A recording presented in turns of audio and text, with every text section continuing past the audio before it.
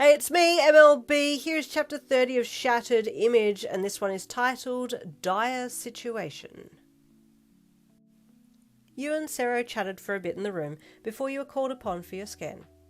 He's coming too, you said, pointing to Sero quickly.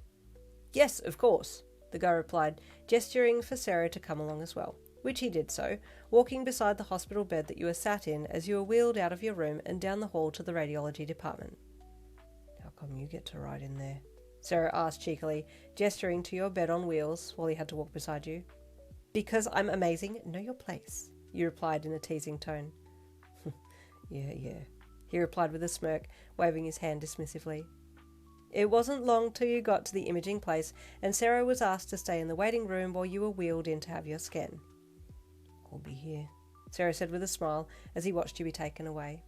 You looked back at him once before being taken through the double doors, and he waited until you had disappeared before letting the worry show on his face. He knew you would be okay. He hoped so anyway. After a good 45 minutes, you were wheeled back out, and he stood up and walked over to your side.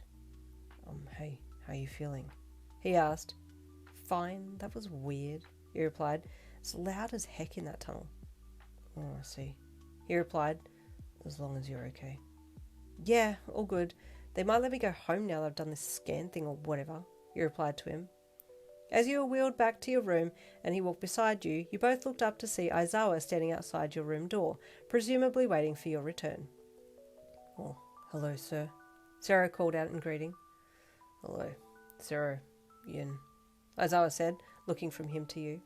You nodded back, eyeing him suspiciously. I would like to talk to you both, he said, and the lady who appeared to be the gatekeeper of your room stepped out from behind him and presented the key to your room and then opened it so you three could enter. You were pushed into the room and your bed was back in its usual position, and then the porter left and it was just you, Aizawa, and Sero left. Yin, Aizawa said, and you looked at him. I think it's about time I brought you up to speed. On what? You asked. Your situation, Aizawa replied. Oh, yeah, why they won't just let me out of this hellhole? You replied sharply. Would you prefer jail? Aizawa shot at you. Because that's your only other option. So hold your tongue while I speak. Jail? You spluttered. As if You would have kept talking, but Aizawa shot you such a sharp glance with his glowing red eyes and his scarf levitating around him while his hair floated that it really stunned you into silence. He definitely had a presence about him when he was pissed, and even you had to admit that you were mildly terrified. Sero was like a stone statue by now, praying that he could just evaporate for a few seconds so he didn't have to be caught between you and his teacher. As I was saying, Aizawa said after everything had stopped levitating, you will be in here for testing, so that we have as much knowledge about your quirk and how it affects you as possible.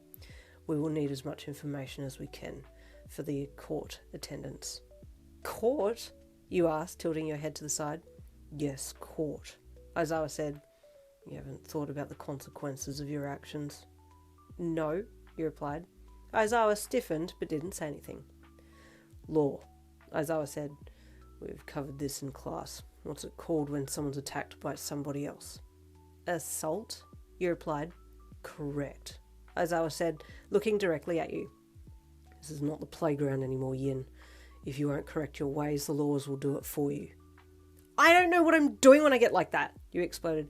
I know nothing about my quirk, I know nothing about my family history, and plus, those guys were asking for it. They were ready to fight. You can save your speech, Yin. I've seen the tapes. Aizawa shot back. The judge won't listen to hearsay. He'll watch the tapes and he'll judge based on what's on there, and it's not looking good for you. This time, you won't get a second chance. You opened your mouth and then closed it and pursed your lips together. Probably best to listen to what he had to say anyway. He was your teacher, and a hero after all.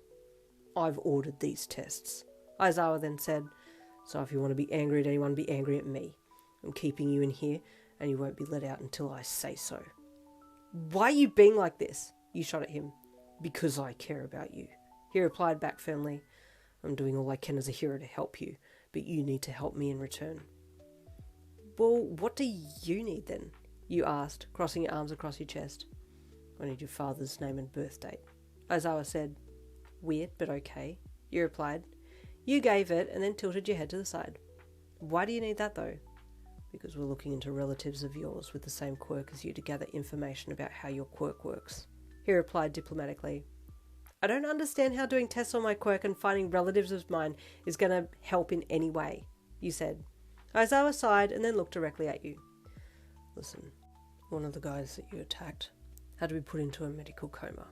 He passed away yesterday. He didn't make it. He's a fatality. The other man you attacked has made a recovery, but sustained broken ribs and wants to press charges for assault.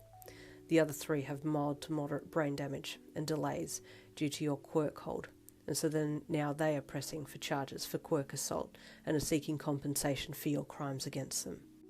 There is video evidence and DNA that matches their blood on your jumper. Without intervention, you're going to jail for a minimum of 20 years.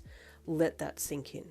He said, by keeping you here in the psych ward, we're keeping you out of trouble and we're helping other people stay safe.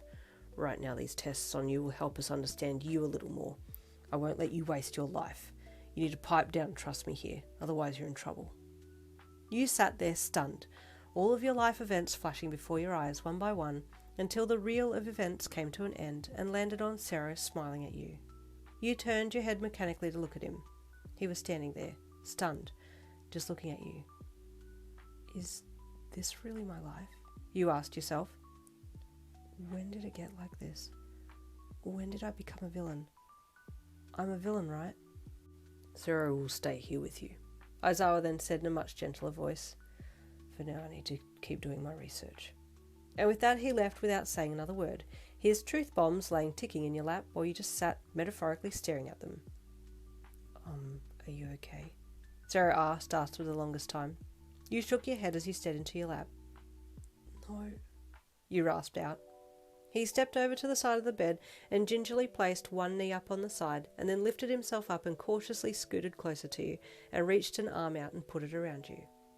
Without thinking, you turned and grabbed both hands into his shirt and buried your face into him as both of his arms came around you and he pulled himself closer to you while you were pulled closer to him, the pair of you cuddling up in your hospital bed. For the first time you actually understood the weight of the situation and fear entered the chat. I don't want to go to jail. I don't want to, you panicked to Sero. We're going to make sure that you don't, he replied. What if you can't stop them? What if Aizawa can't stop them and they take me? You asked into his shirt. I don't want to be apart from you. You won't be. Have faith. It's going to be okay, Sero said, still holding you. You don't know that for sure, you replied, gripping into him harder. Trust me, I won't let them take you without a fight, he replied, and it was just the right thing to say at the right time, and you started to calm down. But this is serious, Yin. You know that, right? Yeah, I know. I didn't think, you replied. It's okay. Just let them do the tests they need to. It'll be beneficial, Sero said, and I'll be with you every step of the way. Don't you worry about that. What a man. Stay tuned for next week, chapter 31. I'll see you then.